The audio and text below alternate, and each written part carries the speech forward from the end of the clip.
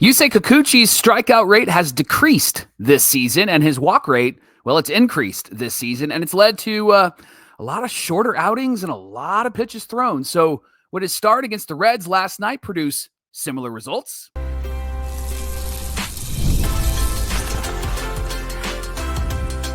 You are Locked On Angels, your daily Los Angeles Angels podcast. Part of the Locked On Podcast Network, your team every day. Thanks for making Locked On Angels your first listen of the day. We've got the details on Yusei Kikuchi's start from last night and what he did differently so that he was successful against the Cincinnati Reds. Plus, we're going to talk about Jo Adell and his career year, but there's still room for improvement. We're going to share one thing that he can do better.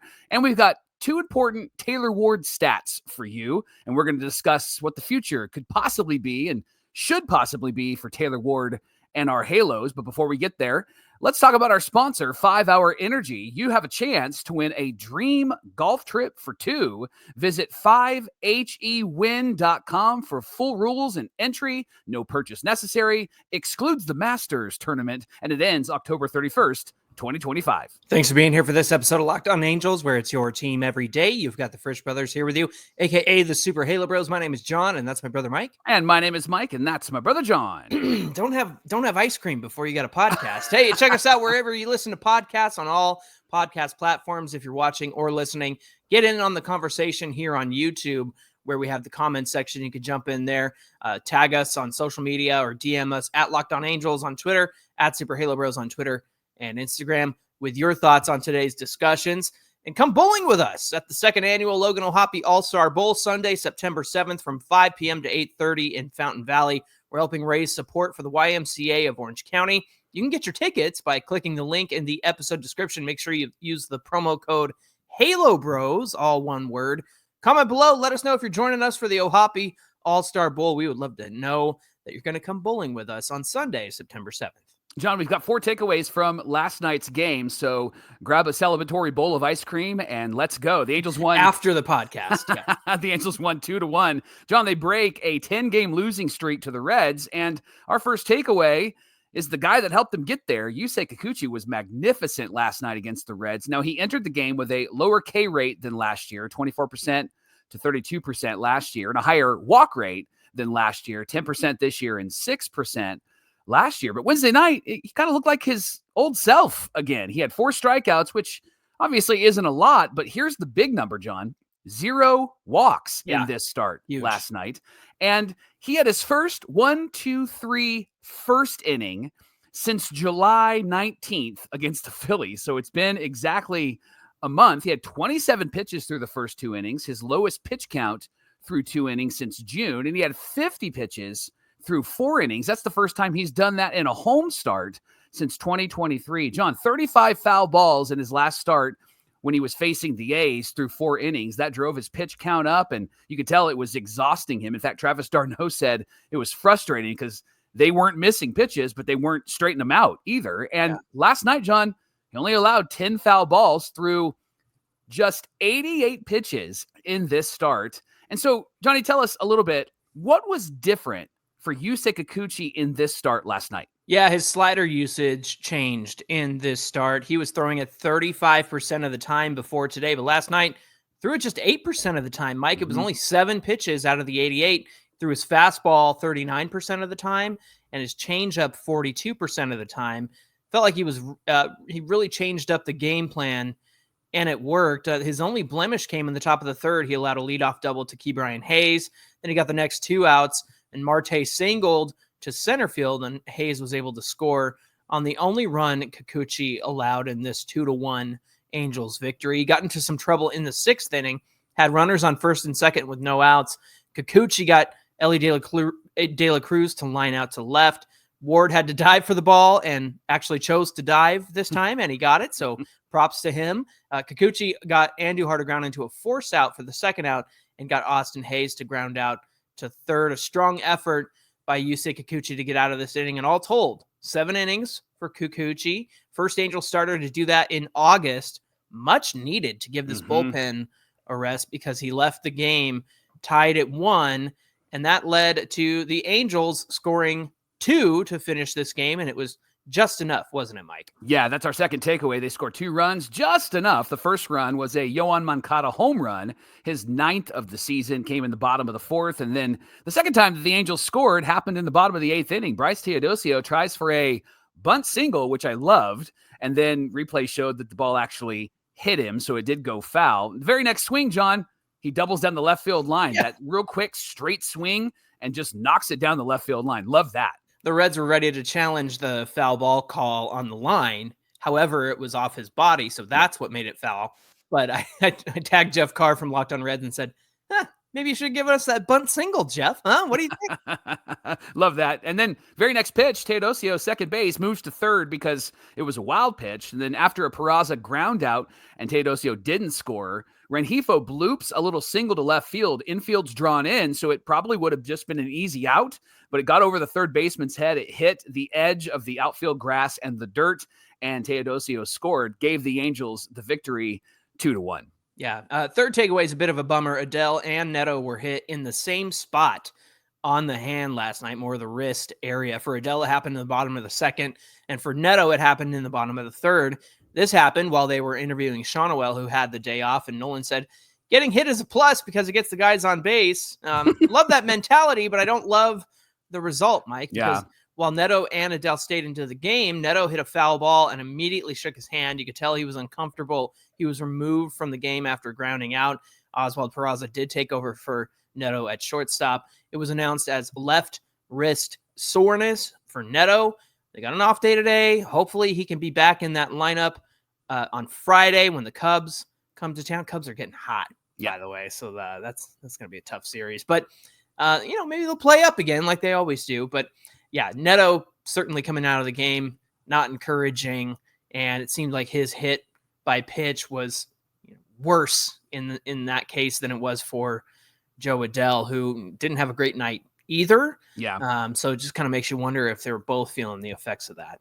Locked On Every Day or Dave Diller, Cubs fan from Chicago. He's going to be, I'm sure, at that game, maybe all 3 games, because he loves the Cubs. He's also an Angel fan when the Cubs aren't around. So I don't know if we're going to allow that or not. Fourth takeaway from last night, John. Angels defense had 2 bonehead plays last night. The first was Taylor Ward. He allowed this bloop to get in front of him, and then the ball kind of took a weird hop, but because it's Taylor Ward, we have to talk about it, because I know he had a diving catch. You mentioned that, but it just looked like a silly play. Like he didn't know what to do, and the ball kind of got away from him, or he mismanaged it, or his route was bad. And so it was just one of those plays where you're like, of course it's Taylor Ward. Of course it's what happens out there for him. And then the second kind of bonehead play last night, there was an easy pop-up to right center. Both Adell and Teodosio thought the other called it, so they just stopped, and the ball drops in. Now, fortunately, it didn't cost the Angels anything, and Yusei Kikuchi was able to work around that. And again, high five to him for having such a great start last night. But these types of plays are plays that will happen, at least with Teodosio and Adell, when you have a young player that's learning to play center field. And we talked about that on yesterday's show. They need to communicate and communicate more. Now, what I loved about this moment between those two is that Teodosio was letting Joe know, like, I thought you called it. And Joe was like, yeah, but you're the center fielder. And so you have priority there. And so I love that they had a conversation. They had another one in the dugout. Bo Porter had a conversation with them. So hopefully there's good communication there, and that we don't have to have more conversations. We're just going to catch the ball from now on. Yeah. And like we discussed the other day, they're having these conversations and getting used to each other out there in the outfield. And it also has to do with the fact that they've had the opposite happen, right, Mike? There's been collisions and the ball's been caught, but there's still been collisions, and that risks somebody getting hurt or tripping and falling over the other person. And so I understand the hesitancy there.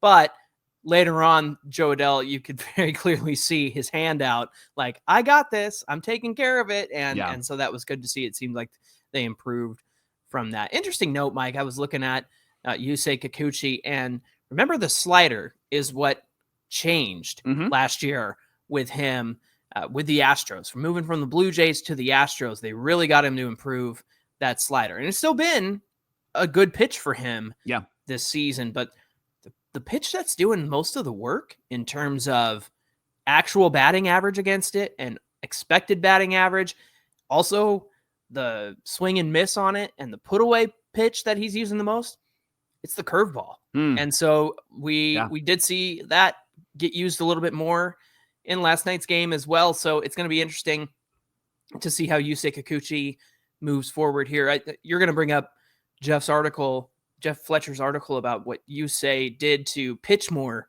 efficiently on tomorrow's show. So that's going to be a good conversation. But you know me and pitch efficiency. Like, I love pitch efficiency. That's your middle name, I think, right? I'm pretty sure it is. Thanks for making Locked On Angels your first listen of the day. Coming up, even though he's having a career year, it's the breakout season for Jo Adell. There is still something that he can improve on, and we're going to share what that is in just a minute. I think all of us wish that we could manage our money in a much easier, simpler way, and that's why I love Monarch Money. They are there to help you, whether you're growing your savings account or you're planning a big purchase. Monarch Money puts you in the driver's seat. It's like having your own personal CFO. You're going to feel like a big business person. It's going to be awesome. They're giving you full visibility and control over your finances. And it's more than just a budgeting app. It's not going to tell you what you have and what you don't have and what you're spending. It's a complete financial command center. Going to track all of your accounts, your investments, and spending all in one place. So in addition to managing your money, you're also going to build your wealth. So you can take control of your finances with Monarch Money. Here's how. Use our promo code LOCKEDONMLB at monarchmoney.com. You're going to get half off your first year. So you're already saving money with Monarch Money. That's monarchmoney.com, promo code LOCKEDONMLB for half off your first year.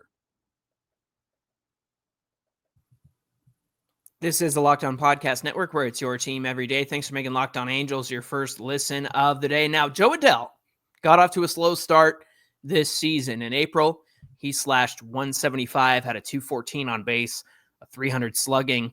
Good for a 514 OPS. Woof. Everybody said, get rid of him. Release him. DFA. Bring back Mickey Moniak. Right. Now he got a little bit better in May. He slashed 239, had a 329 on base, a 507 slugging, which made up for a 836 OPS. But then it was June. Really took off. Remember, he had that great month, Mike, slashing 293, 375 on base, a 663 slugging, and a 1,038 OPS. That included 11 home runs. Now, in July and August, he cooled off a bit, but overall, his numbers have looked really strong.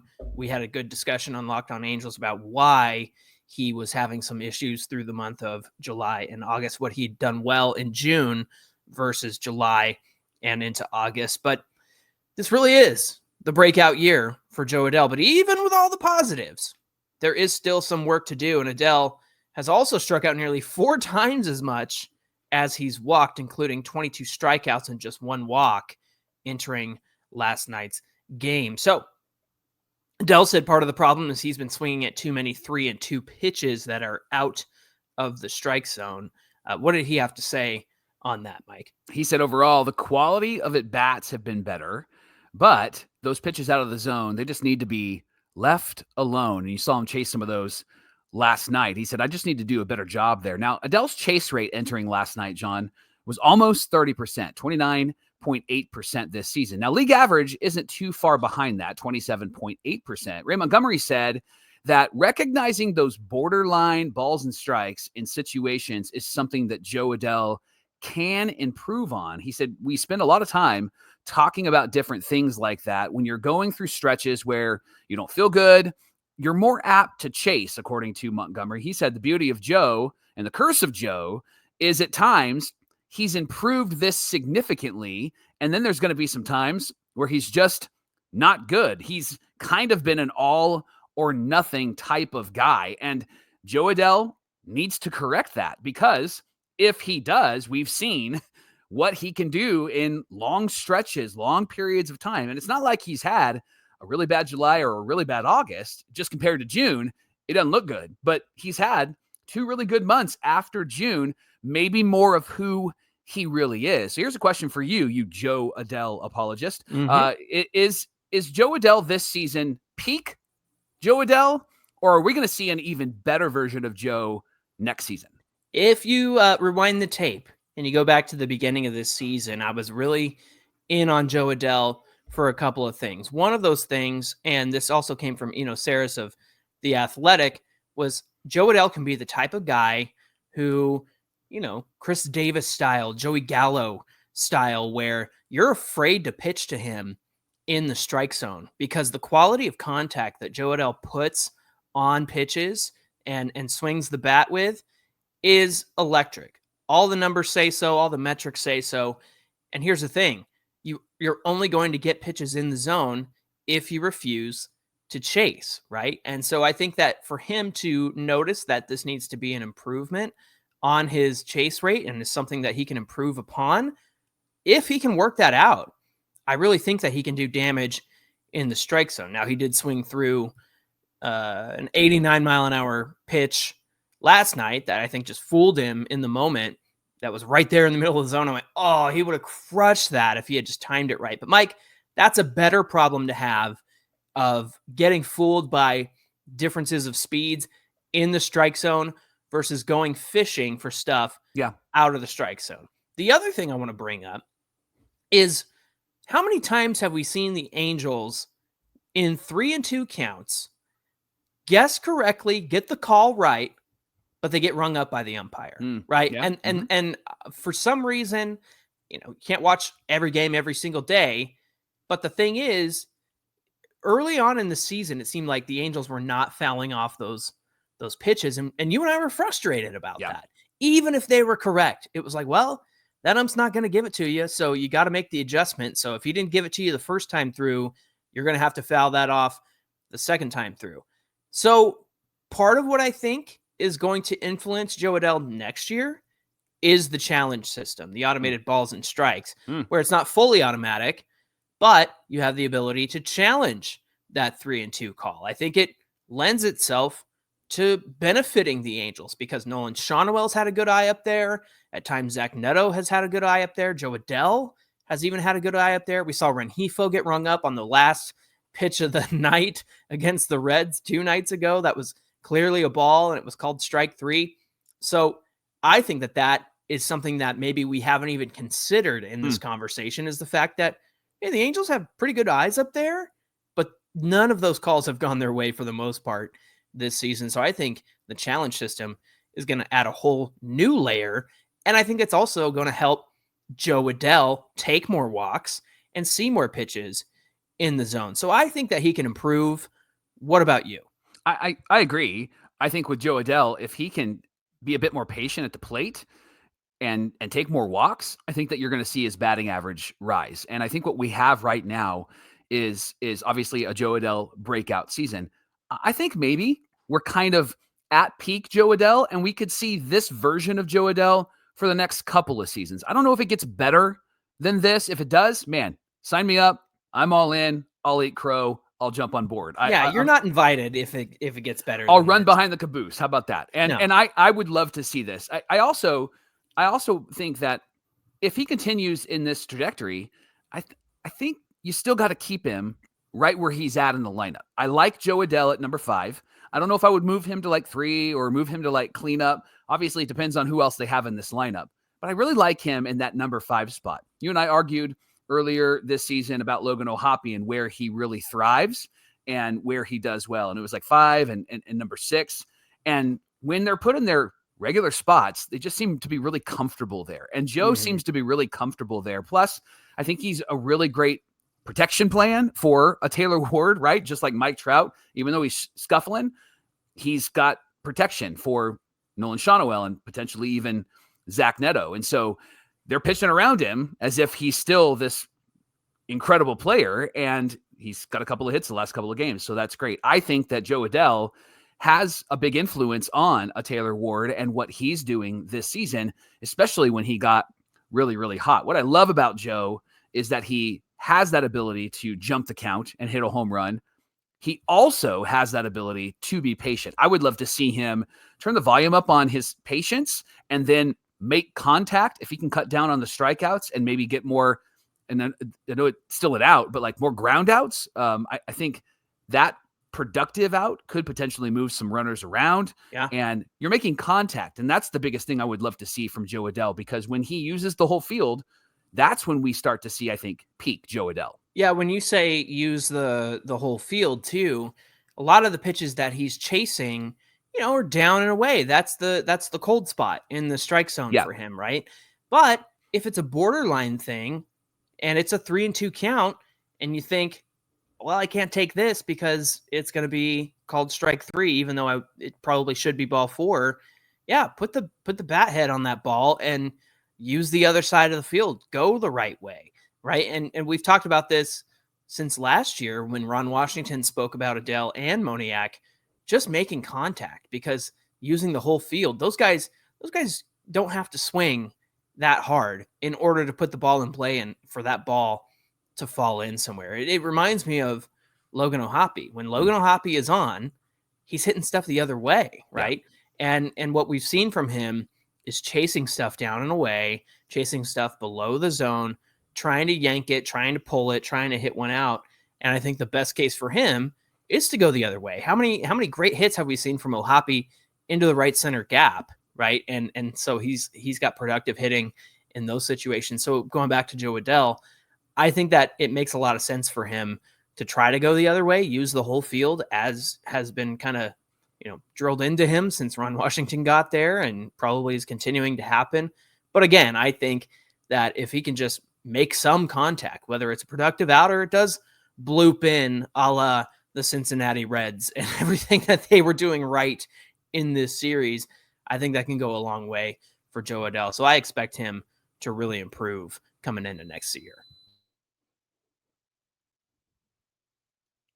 It's time to fill up with 5-Hour Energy Transfusion. They have great flavors like grape, ginger, lime. These flavors are some of the favorites of our everydayers. So whether you're out on the golf course or you just need a little extra push to power through the day, 5-Hour Energy Transfusion delivers the flavor you love and gives you the energy that you need. And everydayers that are golfers, you know that golf is about good times with good people, and now good flavors like the grape, ginger, lime flavor of 5-Hour Energy Transfusion. Just buy, snap, and infuse your drink. And when you do, you're going to get a chance to enter and win a dream golf trip for 2 to any golf tournament in the USA. Visit 5hewin.com for the rules and entry. No purchase necessary. It does exclude the Masters. Don't get greedy. It ends October 31st, 2025.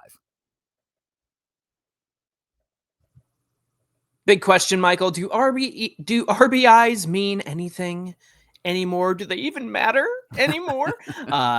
It's not always a stat that's celebrated, but it does reflect the hitter's ability to knock in runs. Mm-hmm. Of course, there have to be base runners on base for that person to knock in runs. I remember maybe 3 seasons ago, somebody was arguing with me about Mike Trout not having as many RBIs as Garrett Anderson. And I said, yeah, there's got to be people on base for Trout to knock in people like Garrett Anderson did. And put Trout on those 2000s teams and see what happens, because I'm sure he'd have a whole lot more RBIs. But again, it's not always a stat that's celebrated. And for all the ways that you and I have criticized Taylor Ward, the one thing that he has done well this year is knock in runs. Mm-hmm. And right now he's on pace for 118 RBIs on the season. And in the past 20 seasons of Angels baseball, only Vlad Guerrero Sr. had 125 in 2007, and Albert Pujols in 2016 had 119 that year. That's more than what Taylor Ward is currently on pace for right now. Ray Montgomery said you can pretty much set your clock to him. Speaking of Taylor Ward, he may be the most reliable, dependable, all the kind of words you'd love to hear about how you go about your day, how you go about your work, and what he brings to the team. Not only that, but he entered last night's game with 29 home runs, which is a career high. Jo Adell, we just got through speaking about him. He's got 28 on the season. And the last time, listen to this, the last time the Angels had 2 Angels that had 30 home runs in a season, and neither one was named Mike Trout or Shohei Ohtani, was 2012. Oh, 2012. No, we got robbed in 2012.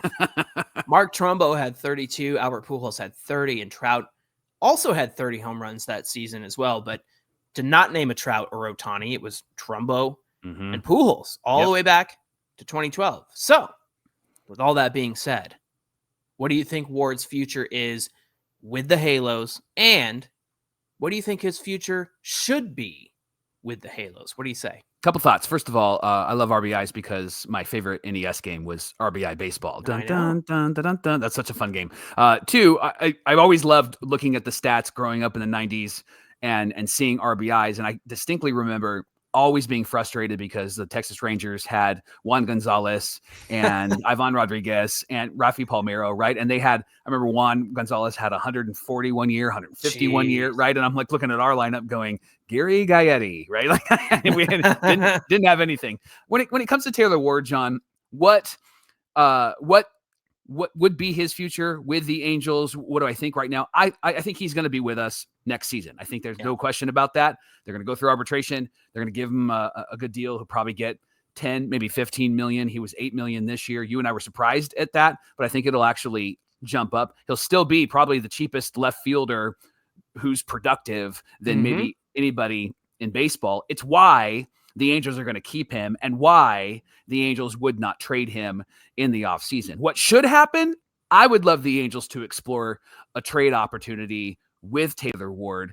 And the reason is because I would love to see someone like Matthew Lugo out in left field and on this major league roster. I also think it gives them some flexibility because you've got Jorge Soler that's kind of locked in, and maybe perhaps Mike Trout plays in the outfield next year. And I think you put him in left field because it seems to be a bit of an easier time than right field, less movement and less running. Plus, if Bryce Teodosio is going to play center field, he can cover some of the gaps that Mike Trout maybe isn't able to cover because of his knees. So I think what they will do is they're going to keep him and he's going to be on this roster next year. And no matter what they do at the trade deadline or where they're at the trade deadline, just prepare yourself every day or he's not going anywhere. Yeah. They're going to hang on to this guy and they're going to hang on to this guy through the entire season, especially if they're under 500, which what we saw them do this season is probably what they'll do next year. What they should do, I would love to see and explore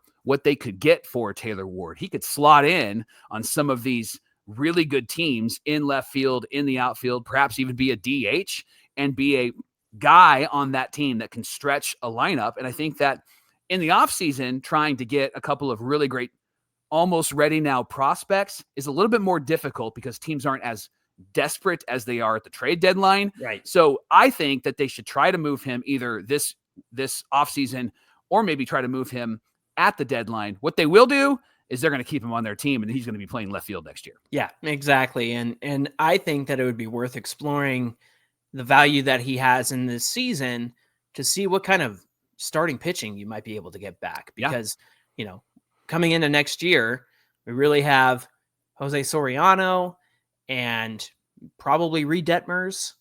That's about it, Mike. Yeah.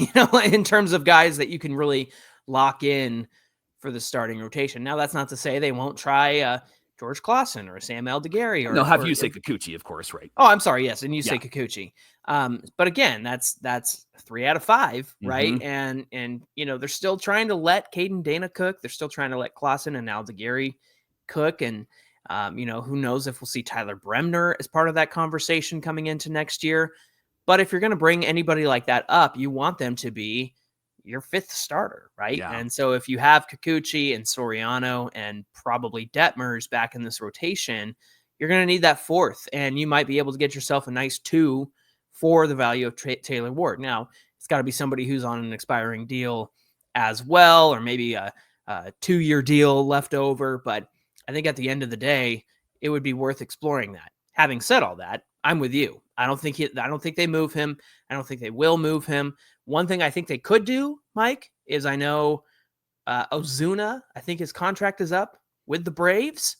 And so if they want to reunite with Jorge Soler and make him their full-time DH, I think that's a great opportunity to do so, because I think Mike Trout needs to DH full-time.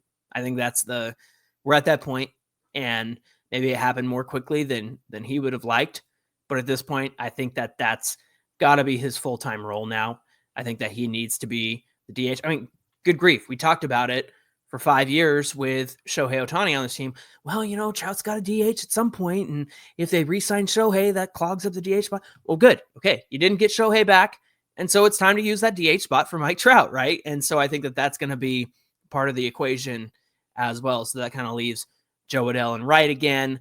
Somebody for center field, maybe Nelson Rada in like May or June, something like that, depending on how the rest of his season goes and how spring training goes. And then in left field, you have Taylor Ward. And like you mentioned, you have options like Matthew Lugo or even Kyron Paris again, who can play center field. So with all that said, Taylor Ward's sticking around. I would like to see what they could get for him on the trade market in the offseason. I really appreciated what you said about probably not going to be ready now prospects, because those usually come when the teams are more desperate at the trade deadline. And again, you're not going to get the value that Taylor Ward has put up for what he's going to be worth next year in arbitration. Again, somewhere between 10 and 15 million, I would venture a guess is what he's going to be. So at the end of the day, Taylor Ward sticking around, and that's fine because he's been a productive player. Not the best left fielder, but you take the good with the bad, and you take the RBIs that he's put up this season and the 29 homer season, likely getting over 30 when all is said and done.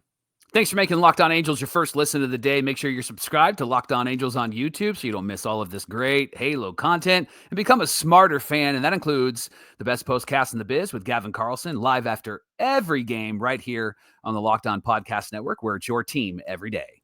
Hey, be sure you give us a follow on Twitter at Locked On Angels. Connect with Mike and I at Super Halo Bros on Twitter and Instagram. We'd love to hear from you, your comments on today's conversation. So find today's show on YouTube, get in the comment section, hit the like and subscribe button while you're there as well. It really helps us out and puts us in front of other Angel fans who might not know about Locked On Angels. Mike, what do we have on deck for Friday's show? Well, since it's an off day and on Thursday, then we're just going to talk about some of the players, specifically about Yusei Kikuchi and what he did to prepare for his start last night. So we're going to share all of that tomorrow on Locked On Angels. All right, looking forward to that conversation. We hope you'll come back and join us for that. Until then, my name is John, and that's my brother Mike. And my name is Mike, and that's my brother John. Thanks for being here with us, everybody, and we'll see you back here on Friday. What kind of ice cream did you have? Mochi. Ooh. Yeah.